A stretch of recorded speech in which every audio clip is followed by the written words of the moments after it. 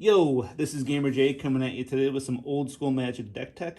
Eternal Essential Rules allow this monstrosity of a deck to exist thanks to allowing 4 Mishra's Workshops and the white border reprints. Let's ignore the white border reprints for now and just take a look at the deck. The basic plan is to start dropping your heavy hitters turn 2 and 3, back up your game plan with massive mana production and card draw. Be aware that you basically have no way to respond to your opponent, so your goal is to present as big problems as you can for the opponent to solve and not be put on your own back foot. First and foremost is the mana base. You have 4 workshops, which produce 3 mana to cast artifacts. They cannot be used to activate artifacts. Very important. You also have a fair bit of Mox's, Lotus, Soul Ring, Mana Bolt. Very key, get that out early, get that out often, and start dropping your heavy hitters. That will usually get you to, let's say, 4 mana by turn 2. Not too unusual to get to 6 mana by turn 3. The Urza lands do keep you in the long game. These are what you use to fuel all of your artifacts in the mid to late game. If your opening hand does not have at least a little bit of mana acceleration, remember that your cheapest casting cost is only 4 mana, so you have to put that hand back and draw 7 new cards. The factories, library, strip mine, those are all staples that come into play. They really need no explanation. They're common across the format. For creatures, you get the cheap powerhouses such as the Juggernaut and Suchi. Yes, the Juggernaut on the art itself does come with lightning rods, but you get this out early enough, your opponent probably doesn't have an answer, and you can just smack him in the face for some quick damage. The Suchi, yes, when he dies, you potentially take mana burn, but the deck comes with enough sources that you can send that mana elsewhere to be to your advantage. Then we have the heavy hitters. The Triskelion. Again, very common in the format. At the worst case scenario, you simply have a 4/4 beater coming at your opponent. Also very helpful to use the counters to pick off annoying blockers that are in the way, or you can just throw damage directly at your opponent. As a potential controversial choice, I'd like to use the Tetrabus. Why? It is a 4/4 flyer. It bypasses Moat, it blocks their angels, and in dire straits, you can break off the counters for chump blockers. Looking at the other artifacts, right? We have the Giamde Tome, again, very common in the format. That is your core card draw. If you're brave, you can use Howling Mines instead. Just be aware that does help your opponent. I also like to use a Knowledge Vault. Why? One, it's a unique card in the format. Most players don't even know what this is or does, so it just throws them off guard.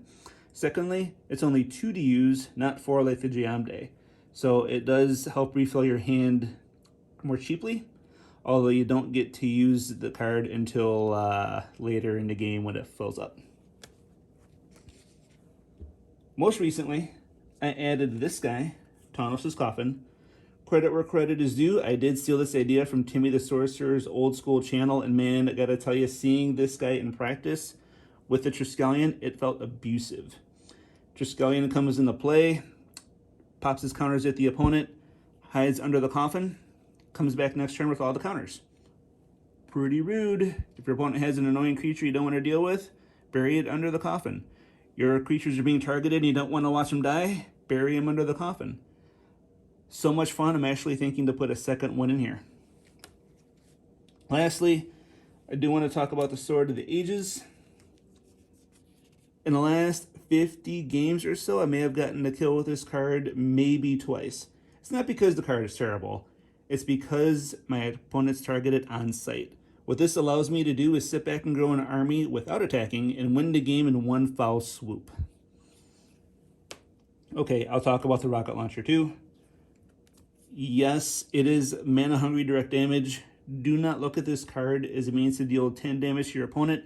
Even with the massive mana, it's not likely going to happen. Instead, you want to use this to pick off annoying blockers, allowing your creatures to go through for easy hits. When you look at this here, you see that there's no sideboard. That's because the sideboard is really hard. One trick I've used with this deck before is to play as is, Game 2, bring in a lot of islands, a blue power, maybe copy artifact, transmute artifact, and some counter spells.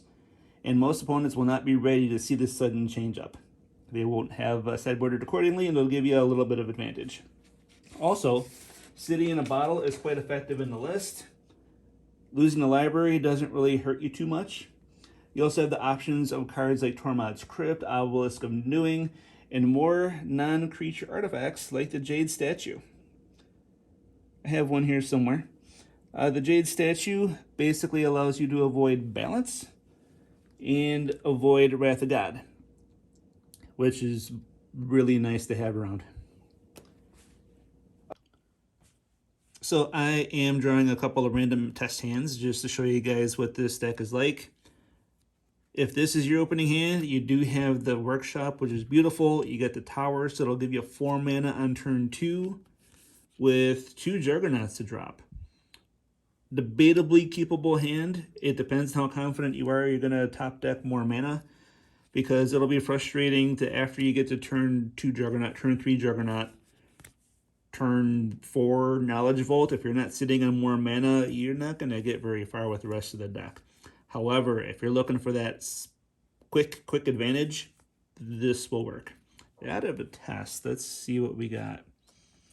Uh-oh. Not looking great. Looking at this hand, this is significantly better. We don't quite have a first turn Triskelion, but we have the Workshop that can drop for a Soul Ring, put a land into play, put a Suchi into play, and we are in great shape right there. Second turn, we get the Triskelion, doesn't really matter what that top card is, and that gives you a stronghold of the game turn 2. Have fun. Last sample hand for you guys. The card gods are angry. Yes, I have 3 lands in play. That's cool. Everything in the deck costs 4 or more. Drawing that back here. And there's 0 acceleration in my hand. This is not keepable. Looks good. You have the 3 lands. You could do something with a factory, but you're not going to get your engine going. You're not going to be able to start dropping heavy heat on your opponent until turn 4 at the earliest with what you have here. At the earliest, if you top deck some land. Drop it, throw it back, draw 7 new cards. Up here, hiding in the corner, I want to give Sorcery TCG a mention. The game and artwork are a love letter to old school Magic. Many of the original Magic the Gathering artists did contribute to this game, and there's many new great artists as well. There's no computer-generated garbage. This is all hand-drawn, hand-painted, whatever art. Highly recommend you look into this if you haven't already. With the beta release expected, I think, in October, it'll be a good time to start picking it up. Anyway, let me know what you think about the deck in the comments. Later.